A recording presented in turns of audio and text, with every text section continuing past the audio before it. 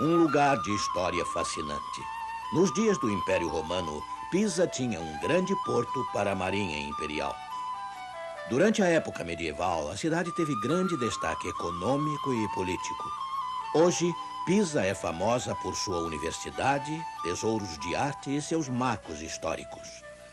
E a mais notável, é claro, das atrações é a Torre Inclinada, que tem uma inclinação de 5 metros para o lado. Fiquei encantado quando a visitei. Como é que ela consegue não cair? No topo da Torre Inclinada de Pisa, quase 4 séculos atrás, o cientista Galileu realizou, segundo dizem, experiências com a gravidade. Mais tarde, ele focalizou seu telescópio recém-inventado para o céu, descobrindo as montanhas da Lua e as manchas do Sol. Ele também concluiu que o astrônomo polonês Copérnico estava correto. A Terra gira como todos os outros planetas, enquanto o Sol parece estar parado.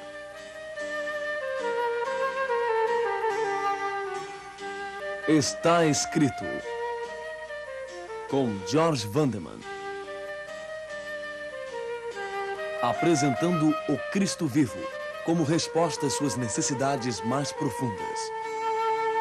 Hoje, a guerra civil do Anticristo.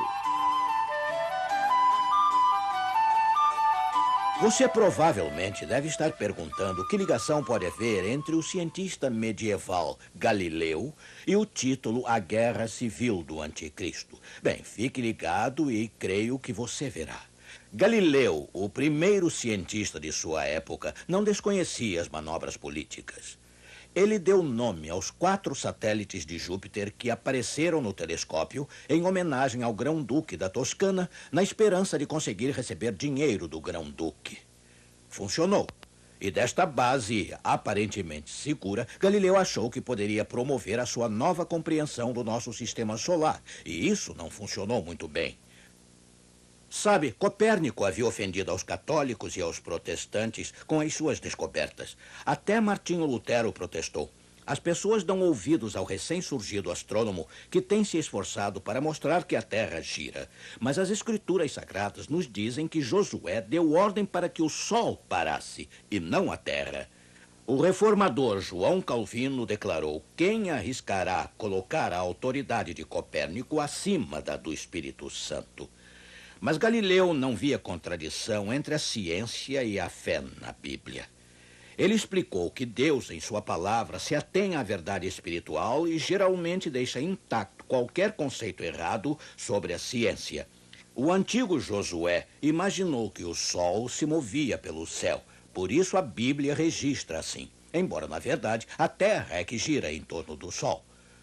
Ninguém no século XVII poderia refutar as conclusões de Galileu, mas os líderes cristãos o denunciaram assim mesmo como herege. Aí o Papa Urbano II o intimou diante dos horrores da Inquisição. Estava em jogo a reivindicação de Roma ao controle da consciência pessoal, como os únicos intérpretes da Bíblia. E como a Igreja já tinha condenado o ponto de vista de Copérnico como falso e oposto às Sagradas Escrituras, Galileu teve que desacreditar o seu telescópio ou enfrentar a morte. Galileu preferiu retratar-se para não ser queimado na estaca, apesar da Igreja ter sentenciado o humilhado cientista à prisão perpétua por veemente suspeita de heresia. Isto pelo crime de ensinar aquilo que o mundo inteiro acredita hoje. No ano anterior ao nascimento de Galileu, Roma havia decidido agir contra aqueles que desafiassem a sua autoridade. A Igreja vinha sofrendo enormes perdas para os protestantes.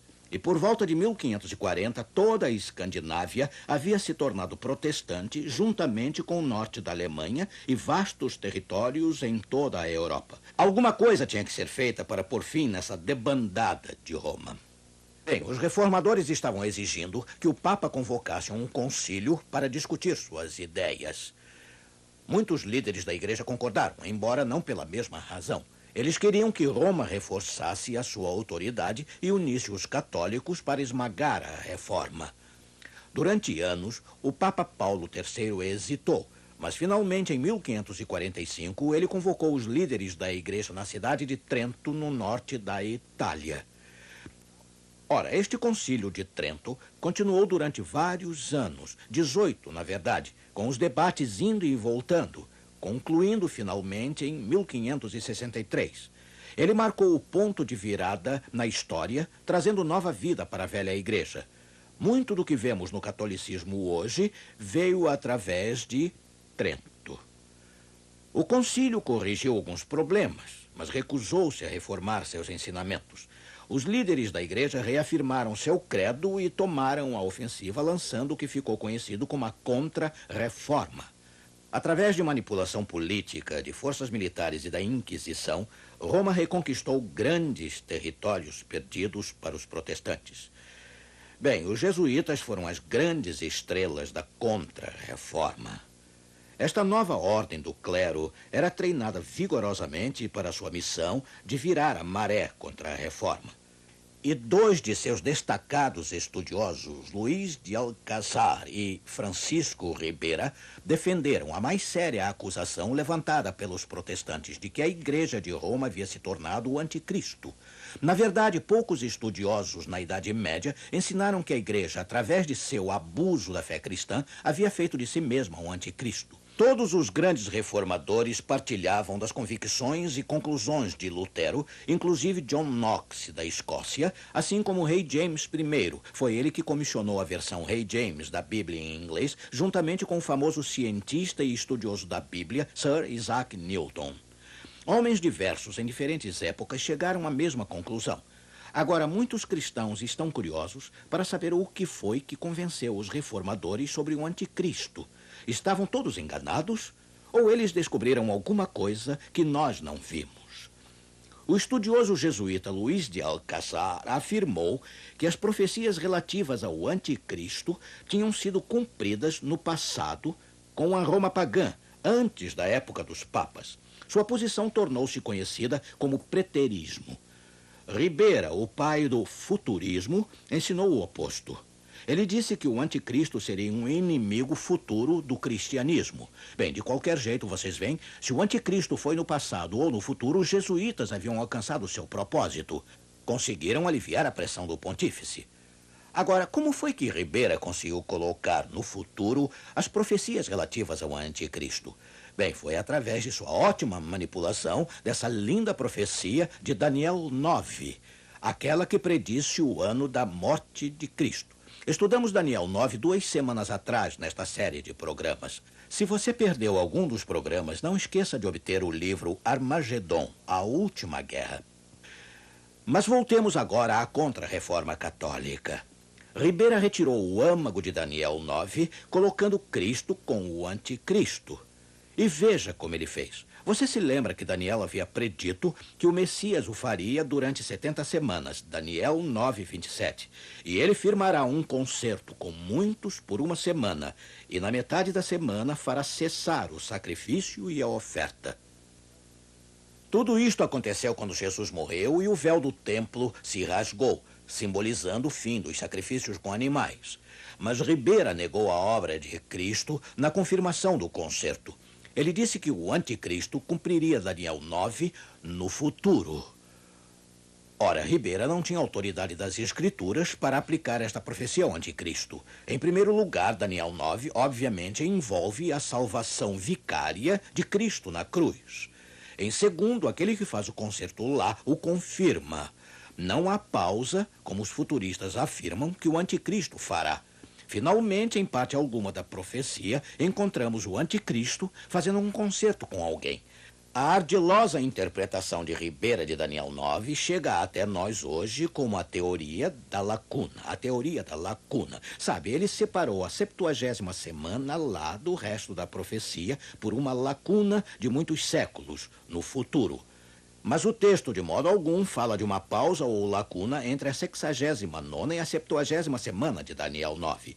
Finalmente, Roma encontrou uma resposta para a acusação protestante de que a igreja havia se tornado anticristo. Não é de admirar que os católicos em toda parte se juntaram ao redor da tese jesuíta. O futurismo de Ribera se tornou bastante popular. Seu brilhante discípulo, cardeal Roberto Bellarmine, é o autor de Controvérsias, uma obra de 3 volumes que se opõe à reforma. Bellarmine ganhou fama como o maior adversário das igrejas protestantes. Bem, como seria de se esperar, os protestantes rejeitaram o futurismo católico romano. E dos 25 proeminentes escritores da Reforma entre 1639 até o final do século XVII, todos eles se referiram ao anticristo como o papado. Eles também mantiveram sua fé que Cristo havia cumprido as 70 semanas de Daniel. Mas, de modo curioso e incrível, os protestantes nos últimos 2 séculos têm abandonado a fé profética dos reformadores, adotando o futurismo dos jesuítas. De todos os incríveis fatos na história da Igreja, nada supera este. George Eldon Ladd, um respeitado estudioso de nossa era, documenta em seu livro A Abençoada Esperança, publicado por Eerdmans. Ele diz: será provavelmente um choque a muitos futuristas modernos descobrirem que o primeiro pesquisador de uma relativa era moderna, que retornou à interpretação futurista patrística, era um jesuíta espanhol chamado Ribera. Em 1590, Ribera publicou um comentário sobre o Apocalipse como uma contrainterpretação da visão predominante entre os protestantes, a qual identificava o papado com o anticristo. Com exceção dos capítulos iniciais, Ribera relacionou todo o Apocalipse mais ao tempo do fim do que à história da Igreja. O anticristo, um indivíduo perverso, seria recebido pelos judeus e reconstruiria Jerusalém. Aboliria o cristianismo, negaria a Cristo, perseguiria a igreja e reinaria sobre o mundo por 3 anos e meio. Isto parece familiar a você que vem nos assistindo nestas últimas 3 semanas? Os ensinamentos católicos sobre o anticristo encontraram guarida no mundo protestante. Não há dúvida quanto a isso. As igrejas da Reforma mudaram drasticamente suas crenças proféticas. Como isso aconteceu?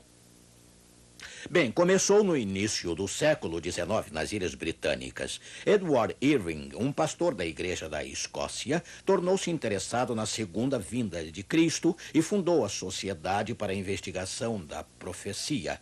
Infelizmente, ele aceitou o futurismo de Ribera e até traduziu um livro escrito por um missionário jesuíta espanhol. Irving pregou com grande sucesso. Ele cativou o interesse da alta sociedade de Londres e pregou uma vez ao ar livre a 12.000 pessoas na Escócia. Bem, numa manhã de domingo em 1831, uma mulher, falando em línguas, interrompeu o sermão de Irving. Experiências incomuns de cura pela fé se seguiram. Irving, estando de mente aberta, achou que tudo aquilo podia ser obra do Espírito Santo. E ele tornou-se mais envolvido na questionável doutrina antes que membros descontentes o acusassem de heresia e votassem a sua saída do seu púlpito. Bem, Edward Irving morreu muito magoado aos 40 e poucos anos. Entretanto, a sua influência permaneceu. Através de Irving, o irlandês anglicano John Nelson Darby adotou o futurismo de Ribera. Este jovem sincero começou a viajar pela Europa e cruzou o Atlântico até os Estados Unidos, espalhando sua crença por toda a parte onde foi. Quando morreu em 1882, Darby já tinha perto de 100 grupos de estudo somente na América, dedicados às suas ideias. Agora ouça, observe com atenção. Após a morte de Darby, a tocha do futurismo passou para C.E. Scofield, compilador das notas de estudo da referência bíblica de Scofield. Isso lembra algo a você?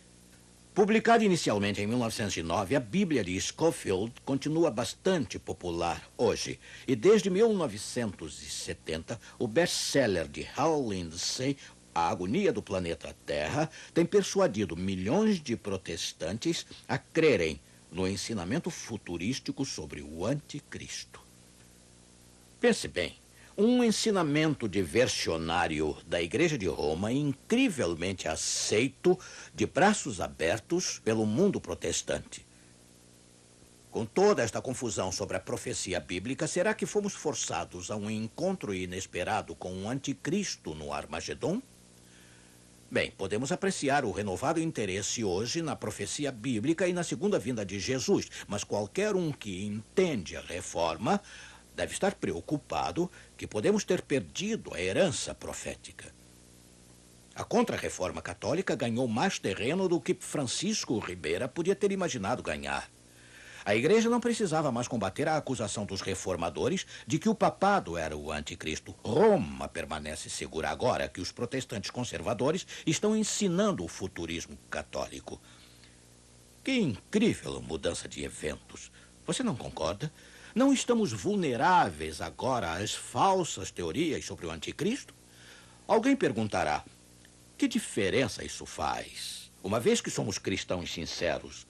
Mas se somos realmente sinceros, levaremos a profecia a sério quando ela nos alertar sobre a mentira, você não acha?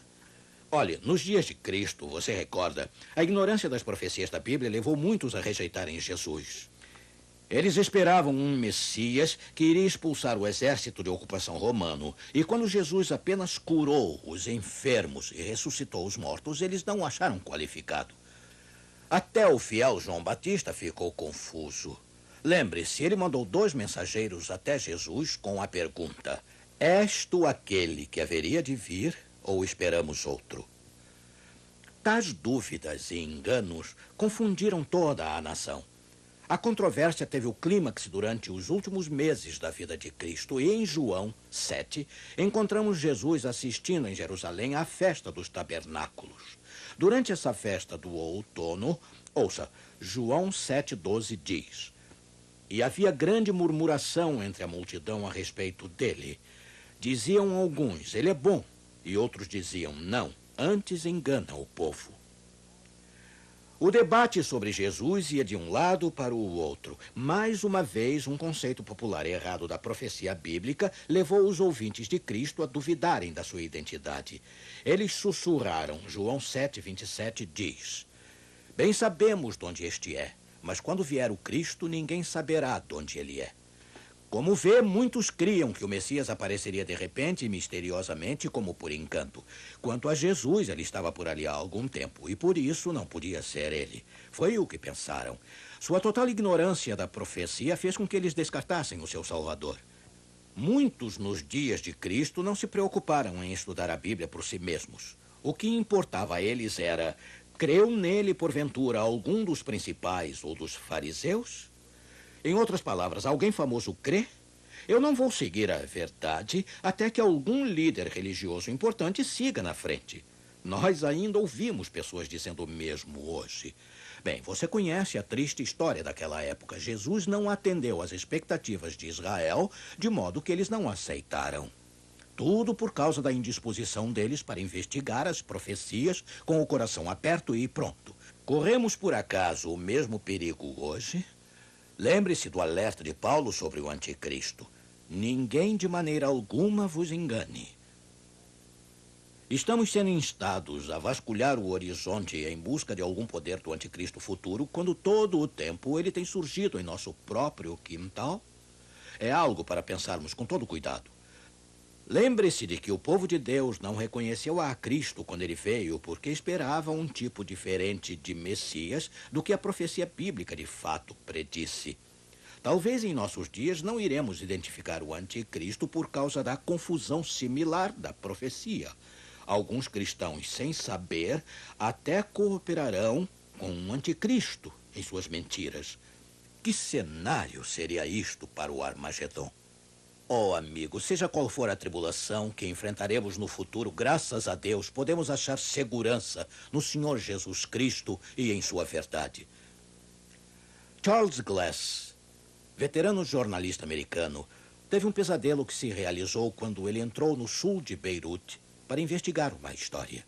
De repente, 2 carros bloquearam seu caminho. Quando ele percebeu, terroristas o fizeram cativo. Aí seguiram-se 2 meses de sofrimento e solidão, pontuados por momentos de terror, de muito terror. Mas uma noite, ouviu os guardas roncando. Aquela era a sua oportunidade. Descendo pela janela até um terraço, ele conseguiu escapar. Pela manhã, ele entrou pelo saguão do Hotel Summerland e gritou: "Sou Charles Glass, preciso de um lugar para me esconder." O refúgio foi concedido e em pouco tempo ele estava de volta e em segurança nos braços de sua família.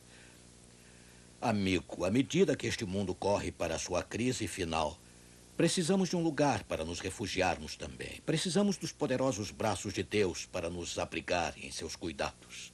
Eu peço que você abra seu coração a Ele agora mesmo e diga: preciso de um lugar para me esconder. Você vai ouvir agora, amigo Fernando Iglesias, cantar o belo hino Cuidará também de mim. Quando estou cansado e em meio à sombra estou, o coração ferido ou perseguido sou. Jesus é meu amparo, amigo na aflição. Os seus olhos me contemplam, Ele dá-me proteção. Os seus olhos me contemplam, Ele dá-me proteção. Feliz e muito alegre, cantando eu estarei, pois se Deus protege as aves, cuidará também de mim.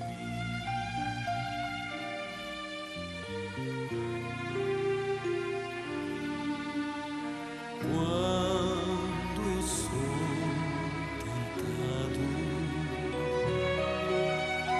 na escuridão da dor,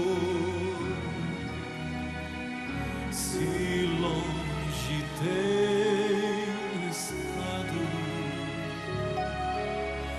do seu tão meigo amor, eu volto sem receio ao meu bom Salvador. Eu volto sem receio ao meu bom Salvador. Pois se Deus protege as aves, cuidará também de mim. Feliz e muito alegre, cantando eu estarei, pois se Deus protege as aves, cuidará também de mim. Pois se Deus protege as aves,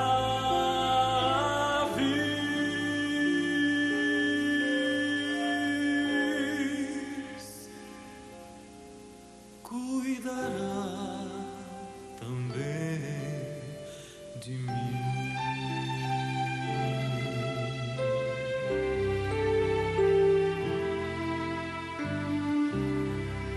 Obrigado, Fernando.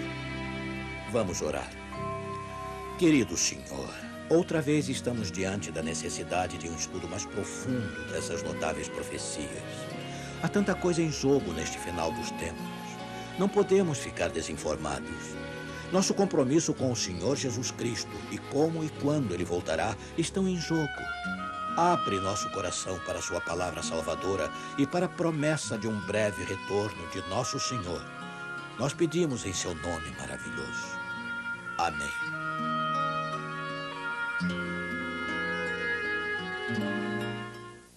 O programa Está Escrito tem o prazer de lhe oferecer esta série de estudos sobre a Bíblia, que tem o objetivo de motivá-lo a conhecer a Deus e viver a paz que só Ele pode dar. Esses estudos irão ajudá-lo a descobrir o sentido da vida e eu tenho certeza que este curso vai fazer muito bem para você. E mais, é de graça. Inscreva-se gratuitamente no curso bíblico do Está Escrito, escrevendo agora mesmo para a Caixa Postal 1800, CEP 20.001-970, Rio de Janeiro. Se preferir, ligue para 021-284-9090. Caixa Postal 1800, CEP 20.001-970, Rio de Janeiro. Mas lembre-se, está escrito, não só de pão viverá o homem, mas de toda a palavra que sai da boca de Deus. De 22 a 24 de outubro será realizado em Penedo, Rio de Janeiro, o 4º Encontro Nacional da Federação de Empresários, Executivos e Profissionais Liberais Adventistas do Brasil, que terá a presença do pastor Léo Ranzolin. Para maiores informações, ligue para 021-284-9090. E na próxima semana o Está Escrito apresentará O Segredo do Arrebatamento. Reúna sua família, convide seus amigos para o próximo domingo neste mesmo horário. Uma feliz semana para você.